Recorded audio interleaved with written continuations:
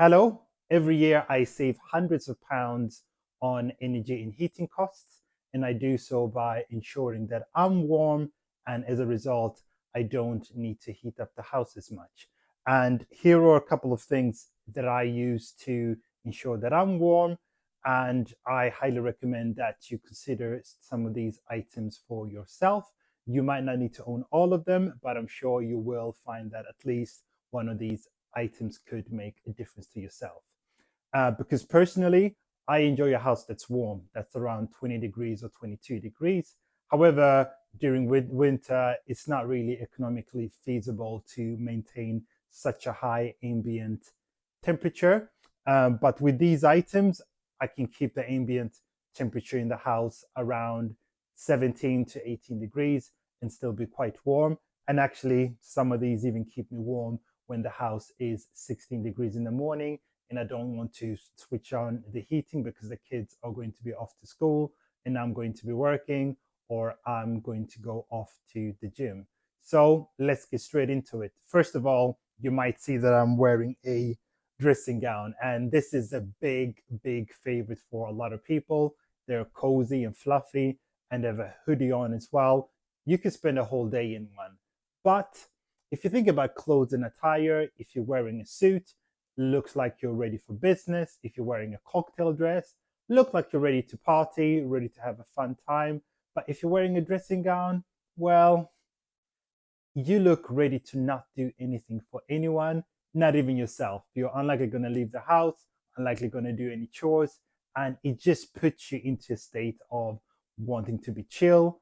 And therefore, I would consider that you get an overcoat, and that's exactly what I have here. So let me take off the dressing gown. This awkwardly feels like I'm recording an OnlyFans video. Uh, don't worry, I'm not going to do any awkward dance moves or anything for you. So this overcoat, overcoat was actually an impulse purchase from TK Maxx. I wasn't really looking for a shirt or anything, but I saw it, put it on, and I fell in love with the sheep-like interior. So what's good about an overcoat is that it just goes over your clothes. You could buy a cardigan, but cardigans might be a bit more fragile, especially if you want to wear them when the kids are playing with you or you're going to the woods with the kids. An overcoat is a little bit more durable. So I even wear this indoors and I also leave the house in it for school runs or if I'm going to the shops. And it's pretty much close to like a lumberjack shirt. I bought this slightly oversized one because I want to look cool, like all the kids out there that are now wearing 90s clothes and like baggy jeans and shirts and stuff. But one of the benefits of buying one that's slightly oversized is that it goes over anything without a faff. If I'm wearing a shirt or even a jumper, I can just whack this on, and the sleeves for the other top is not going to get stuck in there. So it's really convenient, and it's also handy to wear if you're going to someone's house and that person's house is maybe a bit chillier than yours. If you bring this, you're going to be comfortable in there for hours. You're not going to ask them to whack up the heating, or you're not going to feel like you want to leave early because it's a bit cold. So this is really good. Like I wear it absolutely all the time, like spring, autumn, winter, and I think I paid roughly £25 or £30 for it. And also, unlike a cardigan, it's not porous, so even if it's a little bit windy, I can stand outside, take the bin out, and I'm not going to feel cold. And it buttons all the way up as well. But likewise, if you find a cardigan that looks good and suits you a little bit better, then you can buy that. But either way, have something that is a little bit thick that you can put on top of anything else that you're wearing, like a shirt, and it will keep you as warm as a dressing gown. The next items are socks. These are thermal socks. I purchased these from B&M for about, I think, £4 or £5, and there's 4 pairs in here. And they're quite thick. And they're almost a substitute for wearing flip-flops or slippers indoors. However, for extra heat, you can also wear these with slippers and flip-flops as well. my feet get cold, and if my feet are cold, my whole body feels cold. So for me, these are essential, and I actually wear these all the way until probably like April or May. Buy a pack of these and buy a second pack, and then just wear these thick socks throughout the winter because they do make quite a big difference. And during winter, it can be difficult to get out of bed because you're warm, you're cozy. And one way that I help myself get out of the bed or help myself feel a bit warmer is by having a bottle of tea with me. So in here, I have lemon and ginger tea, which I find quite invigorating. It's quite a nice drink to start your day with because it's not caffeine, so it will hydrate you. And I tend to have it in this mug, which I also initially have some water in because I have small sips of water in the middle of the night if I go to the toilet. So in the morning, I wake up, I have the rest of the water, and then I have my tea. And that instantly makes me warm and makes me less inclined to crank up the heating to keep the house warm. So tea plus the dressing gown, boom, I'm warm in the morning, I'm ready to go, and I am out of the bed.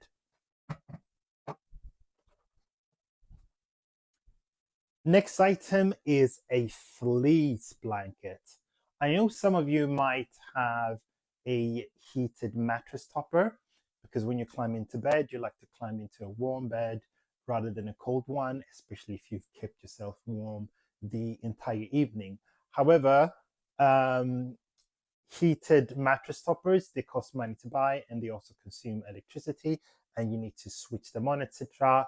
But this is an amazing substitute. So what you do is that you put this between your duvet and the bed sheet, and then once you get into bed, it's not going to be as cold as putting your bag onto the sheet because fleece just maintains heat a lot better.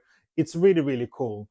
And if you get a little bit warm on it in the middle of the night, you can take it off as well. But it's almost a bit like sleeping on a muslin.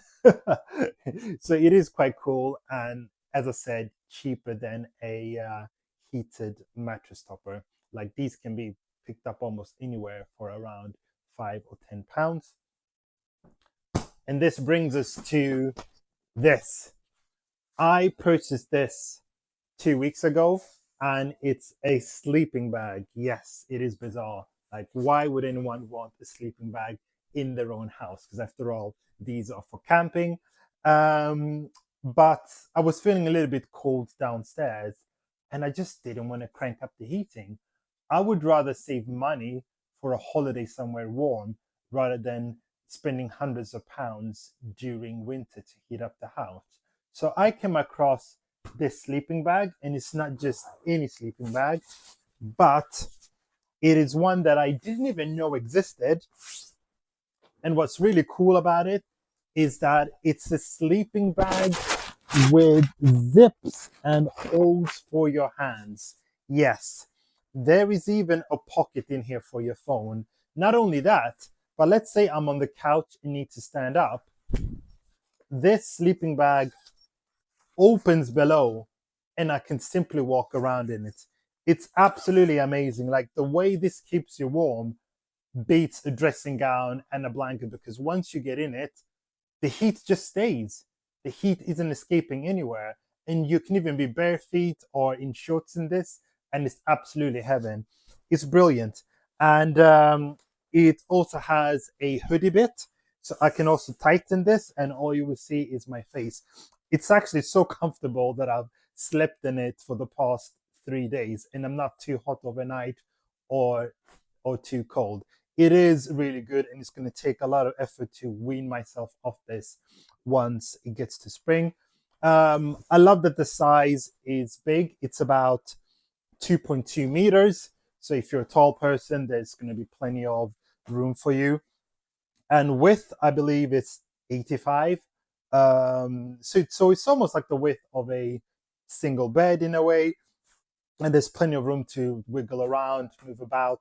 It is super comfortable. And the times that I tend to use it is in the morning if I'm back from the gym and it's overcast and I know that the sun is going to come out soon and heat my house up from 16 to maybe 19, then I'm comfortable just sitting on the couch in this and like working um, on the laptop whilst in this. And I also use it in the evening because sometimes my kids are not here. They're staying with their mom. And yeah, and I don't want to spend money on heating up the entire house in the evening. I just curl up to this, watch TV, and it's actually warmer and cozier in this than it would to be than it would if I would have heated up the house to 21 degrees. So this is brilliant. 31 pounds, and I've slept in it. It's great. And actually, my daughter, when she's on the couch, she now asks for it, like she wants to be in it. Because it was quite hilarious. Like the first time she saw it, she was asking me whether it's for a sleepover at someone else's house. And I said, no, it's for use on the couch. She was like, what? Because obviously she's never really seen someone use a sleeping bag on their own couch. So it's well liked and well loved, and it's a secret weapon if your house is especially cold or if you just like to be comfortable. So those are all my items, and also with the sleeping bag, it doesn't take that much effort to fold it and get it into its bag. And I probably want to show you that as well, show you how that works. This might look a little bit like I'm wrestling a bear.